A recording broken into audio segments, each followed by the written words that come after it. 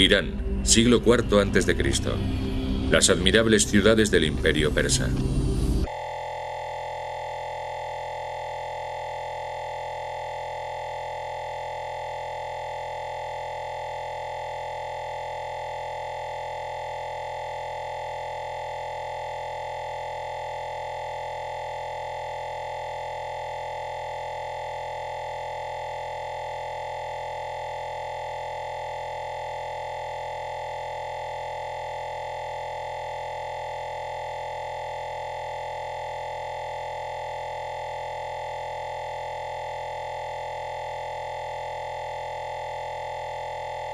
El actual Irán, se exhumaron restos y monumentos que al parecer contradicen la versión griega de la historia.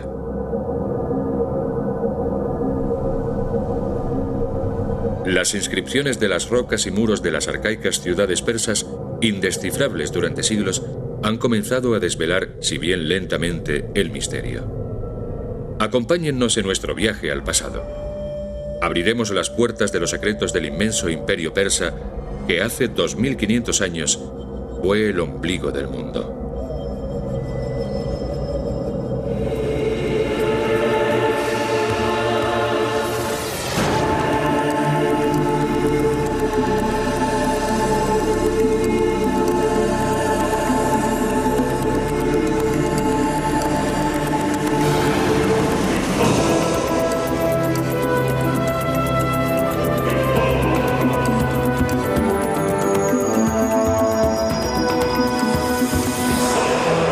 Secretos de la arqueología. En la corte del Rey de Reyes. Figuras de perfil, personajes vestidos de forma diversa, animales exóticos, presentes llegados de los rincones más remotos del globo, colmillos de elefante, cerámica, telas y pieles de león. Cuando los arqueólogos que excavaban en Persépolis descubrieron estos bajorrelieves, se quedaron perplejos. ¿Por qué representarían en una sola obra a tantas gentes diferentes, procedentes de tierras tan distantes? Mas poco a poco fueron apareciendo indicios que brindaron la respuesta a los estudiosos. El pueblo representado con colmillos de elefante y un okapi es el etíope. El dromedario es típico de los árabes. El tocado puntiagudo evidentemente es propio de los escitas. Los asirios aparecen retratados con un carruaje. Y aquí están los hindúes con un pollino. 23 naciones en total, esculpidas en estas escaleras, representan el primer gran imperio de la historia, el Imperio Persa, y los muchos pueblos que convergían en su capital.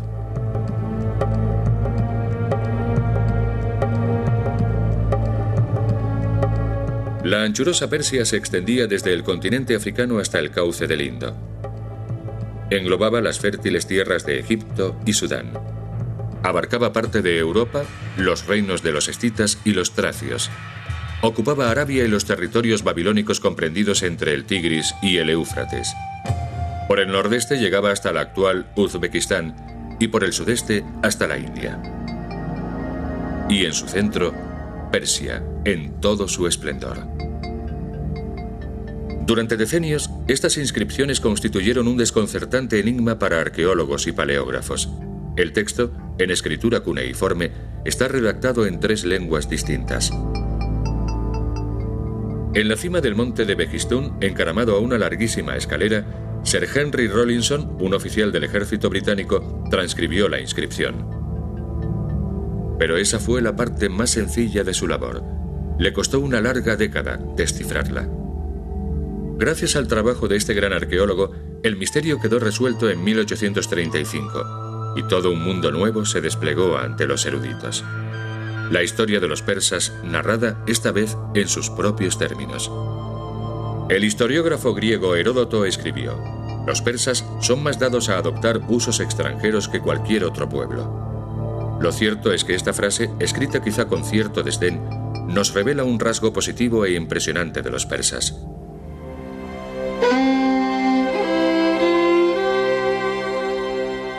Nos encontramos en Pasargada, y este genio alado tiene todas las trazas de un típico personaje asirio. Viste al estilo de los elamitas y lleva un llamativo tocado egipcio. No obstante, el genio no se halló en ninguna de estas dos naciones, sino aquí, en Persia. Junto con otros indicios del atavío, de la figura se desprende que el concepto de un mundo unificado y quizá el afán de pertenecer a un solo universo se originó en Persia, y que los persas eran muy aficionados a probar y asumir las costumbres de los innúmeros pueblos que habitaban su imperio.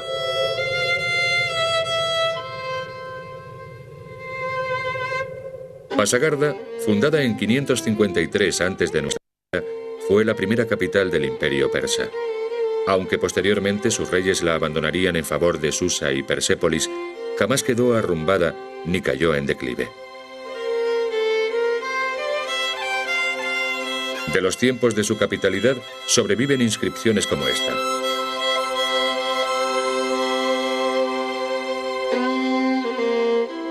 Yo soy Ciro, un arqueménida. Aunque es asimismo trilingüe, está redactada en babilónico, elamita y persa. Estas palabras arrojan luz sobre uno de los mayores líderes que hayan existido. Este es el sepulcro de Ciro el Grande, el hombre que partiendo de la nada edificó un imperio inconmensurable en tan solo unos años.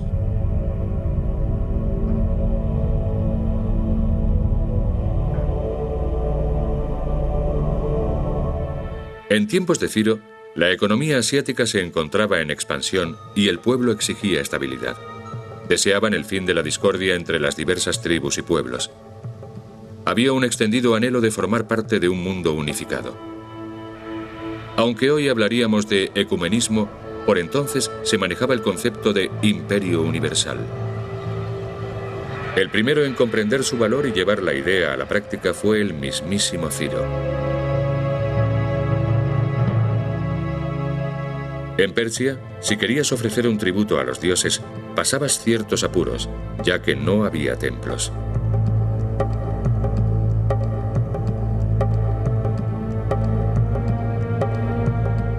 Por toda Persia, como aquí en Pasargada, se han hallado altares aislados en las cimas de las colinas. Aún puede observarse el tizne de las hogueras encendidas para la celebración de sacrificios. Estas y otras pruebas permitieron a los arqueólogos comprender la naturaleza de la religión persa. Para este pueblo, el conjunto de la creación era divino, el cielo, la tierra y todos sus elementos. De ahí que las inmolaciones no se llevasen a cabo en la enclaustración de un templo, sino a cielo abierto. Se hacían ofrendas al sol, a la luna, a la tierra, al fuego, todos ellos componentes de una sola deidad, Ahura Mazda, el Dios Supremo, una primitiva forma de monoteísmo.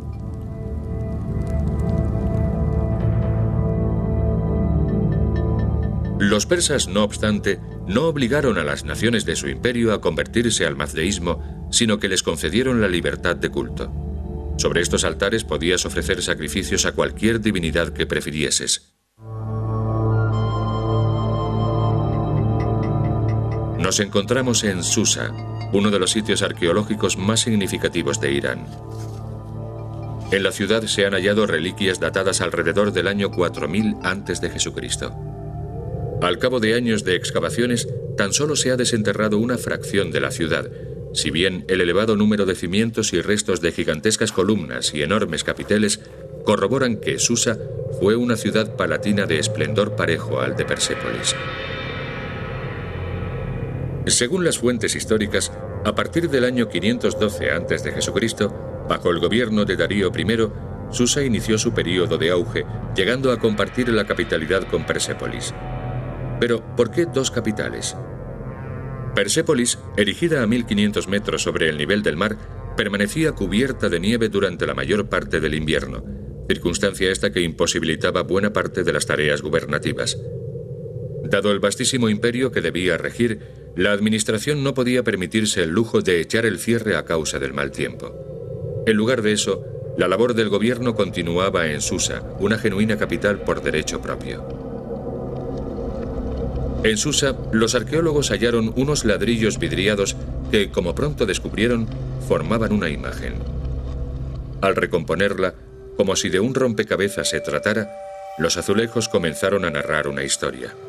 Aparecieron vistosas túnicas, joyas de oro, una jabalina, un arco y una aljaba. ¿Quiénes eran estos guerreros tan ricamente ataviados? Las excavaciones de Susa se iniciaron en 1884.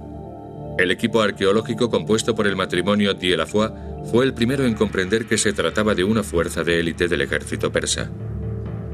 Estudiando el rompecabezas a la luz de las descripciones de Heródoto, cayeron en la cuenta de que lo que estaba cobrando forma ante sus propios ojos era la representación de uno de los cuerpos especiales de la guardia personal del emperador, los legendarios inmortales.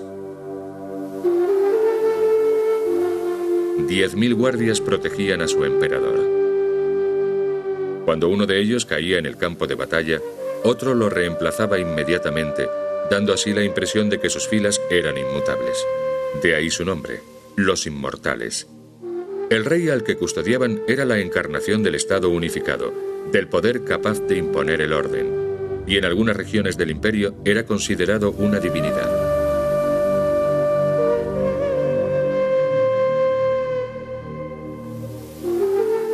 La inscripción del pedestal de esta estatua, esculpida en Egipto aunque hallada en Susa, así lo atestigua.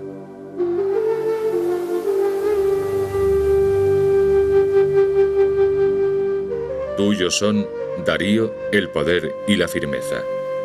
Todas las planicies y montañas se encuentran bajo tus sandalias.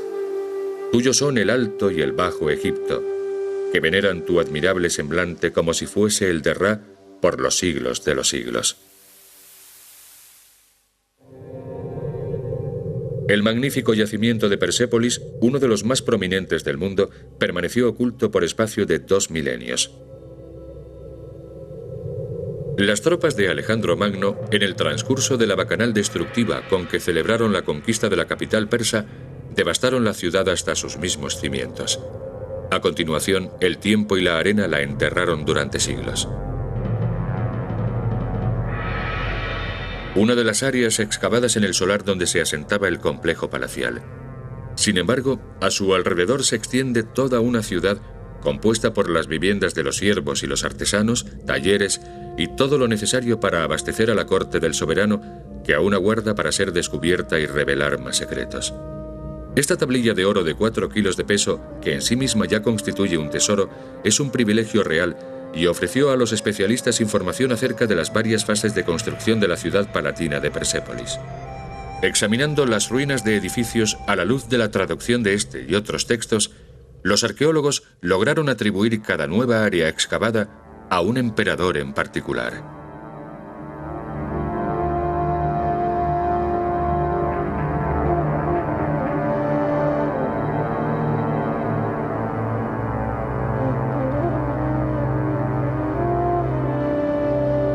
Lo que aquí vemos es el núcleo fundacional de Darío I. Esta otra zona representa la transición de Darío I a Jerjes, su hijo, que resultó vencido por los griegos. Y esta área corresponde exclusivamente al reinado de Jerjes.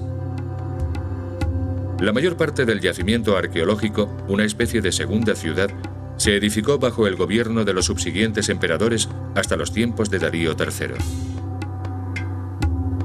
Su descubrimiento echa por tierra una afirmación transmitida por los griegos, sobre todo a través del dramaturgo Esquilo, que en su obra Los persas escribió: los habitantes de Asia ya no obedecen a los persas, ya no pagan los tributos que les exigen, ni se postran para dejarse gobernar.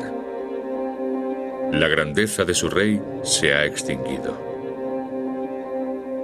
Nada más lejos de la realidad. Como ya hemos visto, después de Jerjes, el monarca al que se refiere Esquilo, Persépolis se amplió considerablemente bajo sus sucesores y su gloria continuó creciendo. Ciertamente su derrota no supuso la caída del imperio, ni siquiera su decadencia. Los arqueólogos han conseguido desentrañar el significado de ciertos frisos y bajorrelieves que dan fe de un momento de gran optimismo y expansión del imperio. Esto ya nos basta para hacernos una idea del poderío y la solidez del reino. Más bien lo opuesto a la bárbara imagen que los griegos nos legaron.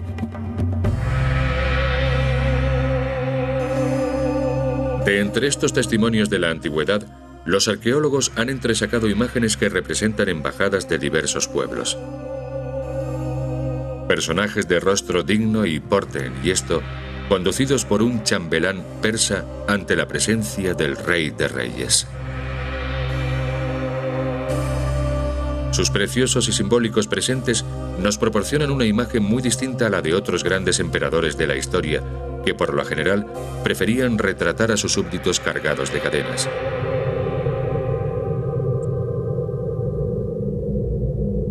No obstante, la mayor revelación se debió a los bajorrelieves hallados junto al desfile de los pueblos sometidos. La representación es evidentemente simbólica. Pero, ¿qué podía significar? Cotejando los símbolos astrales con el calendario persa, los investigadores han comprobado que se trata de la constelación de Leo desplazando a Tauro. Estamos, por tanto, en el primer día de la primavera, una festividad conocida como Nuruz. Este día, las gentes procedentes de las regiones vecinas acudían en masa y acampaban en torno al centro del mundo, inaugurando así la mayor celebración del imperio.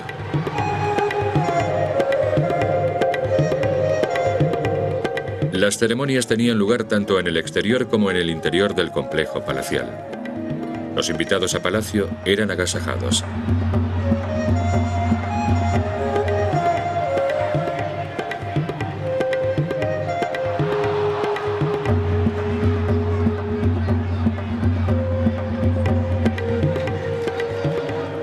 El Palacio Real de Persépolis estaba dotado de dos grandiosas salas de recepciones. La primera es la Apadana, la segunda la Sala de las 100 columnas. Entre ambas se encuentra el Trípilon, una dependencia para uso privado del rey y sus consejeros, y tras ella se accede a las habitaciones del soberano. Tan solo las delegaciones de los dominios imperiales y los miembros del cortejo real tenían permitida la entrada a las salas de audiencias. Tras ascender por la espléndida escalinata al nivel de las cámaras regias, situadas a 4 metros de altura con respecto al atrio, los embajadores se agolpaban en la Apadana después de atravesar este grandioso pórtico. Las puertas y jambas del palacio estaban labradas en piedra, un material sumamente abundante en los alrededores de Persépolis, encaramada como estaba en una terraza de roca viva. Los muros, en cambio, estaban revestidos de terracota.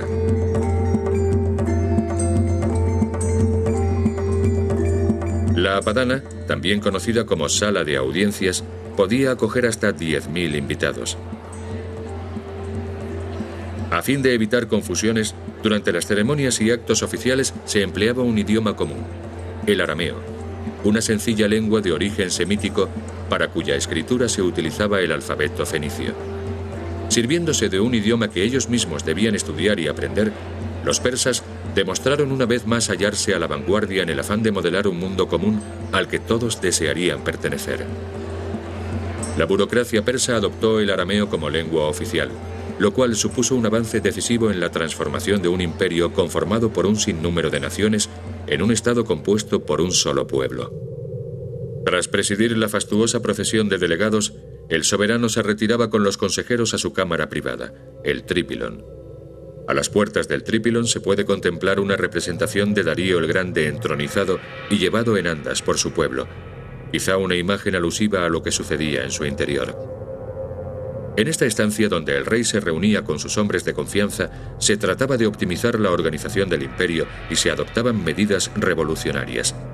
Debió de ser en esta cámara donde el Consejo Regio resolvió construir nuevas calzadas, cartografiar nuevas rutas marítimas, estableció un sistema unificado de pesos y medidas y adoptó una moneda común acuñada en una aleación bimetálica de oro y plata.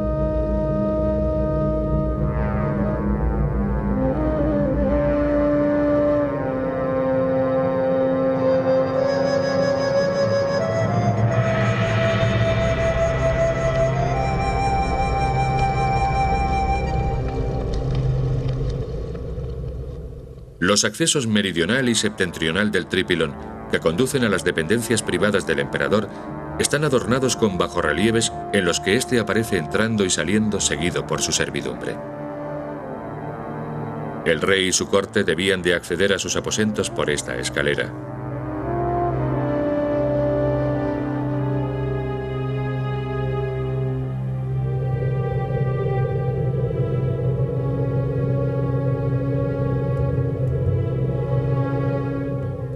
En el palacio de Darío el Grande, más te valía comportarte como es debido. De lo contrario, habrías de responder ante su guardián.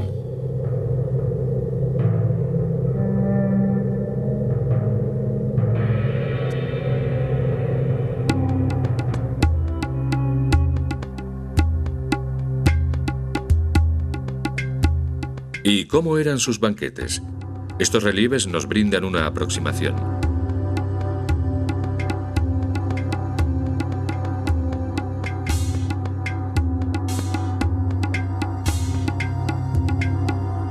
Los restos hallados de la vajilla palatina están fabricados en metales preciosos, lo que constituye un nuevo testimonio del lujo del que se rodeaban los palaciegos del rey.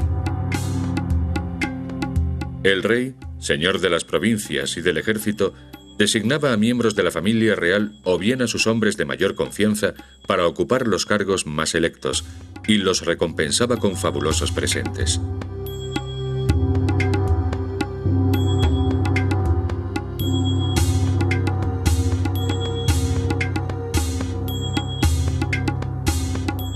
Un buen ejemplo es esta soberbia espada de oro que se exhibe en el Museo Arqueológico Irán Bastan de Teherán.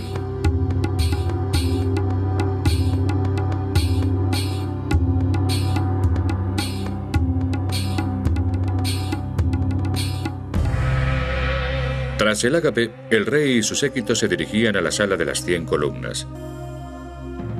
Aquí es donde los embajadores le presentaban sus obsequios. Los delegados de las naciones del imperio aguardaban en el atrio y cuando al soberano le placía concederles audiencia, eran invitados a entrar en la sala de las 100 columnas. Este salón era aún más amplio que la apadana, si bien se situaba en una terraza inferior.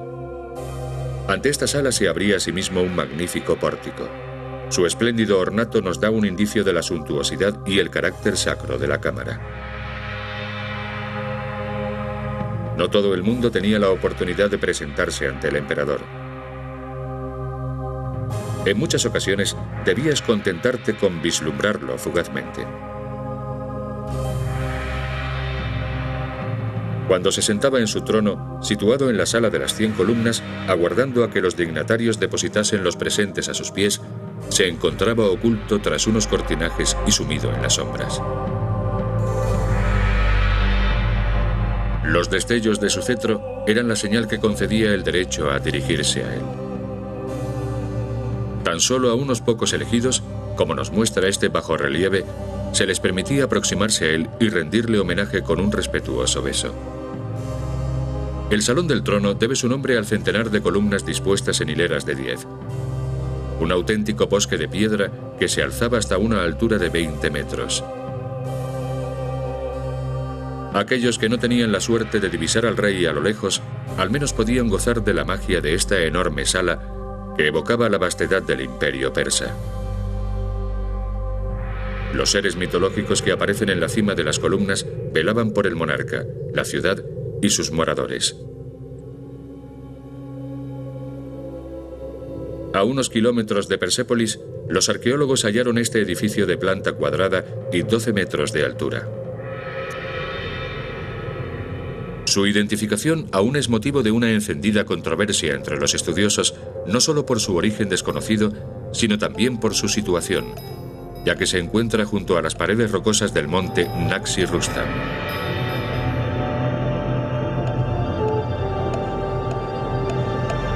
Los relieves esculpidos en la roca representan extrañas cruces y figuras humanas. Se encuentran asimismo inscripciones y 4 entradas a sendas salas excavadas en la montaña a cierta altura del nivel del suelo.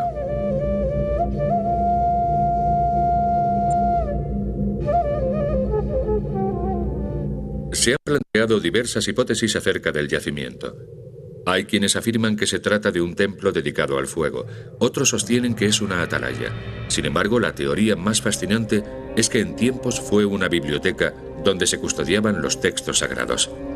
Observando los muros con detenimiento, se pueden apreciar ciertas figuras que, en mayor medida que otras, ayudaron a los especialistas a comprender lo que aquí se representa. Se trata de persas llorando la muerte de su emperador. Las cruces de Naqshi Rustam son los sepulcros regios de Darío el Grande y sus inmediatos sucesores. Darío, el gran conquistador, que extendió el imperio persa de la India a Egipto, fue el primer soberano persa que hizo grabar en las montañas imágenes y textos que constituían genuinos mensajes políticos.